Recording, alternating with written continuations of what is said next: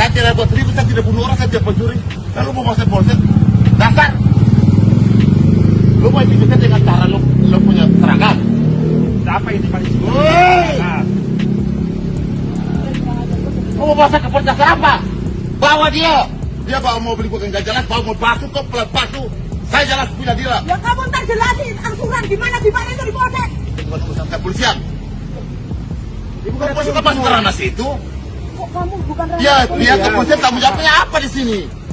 Viral debt kolektor arogan tantang poluan Gegara tak terima dihalangi tarik mobil. Aksi arogan sejumlah debt kolektor yang menantang, menghina, bahkan diduga mengancam seorang anggota polisi wanita viral di media sosial.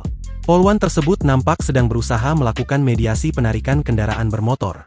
Kejadian itu disebutkan terjadi di Kelurahan Pakulonan Barat, Kecamatan Kelapa II, Kabupaten Tangerang.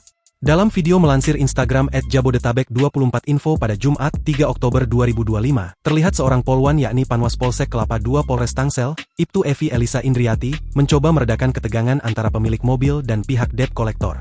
Namun bukannya menghormati aparat yang bertugas, para penagih utang itu justru memprovokasi polisi dengan kata-kata kasar dan sikap mengintimidasi.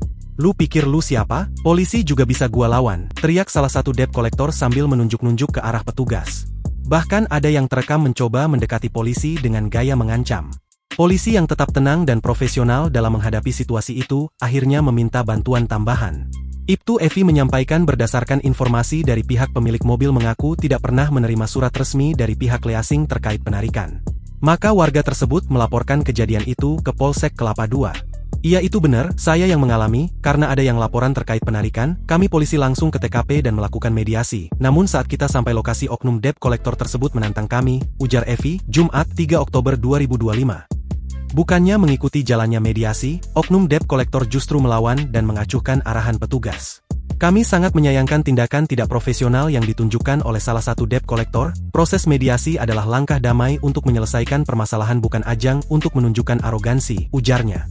Polisi mengingatkan bahwa tindakan penagihan utang harus tetap mengikuti aturan hukum yang berlaku dan tidak bisa dilakukan secara sewenang-wenang di lapangan. Download Tribun X sekarang, menghadirkan lokal menjadi Indonesia.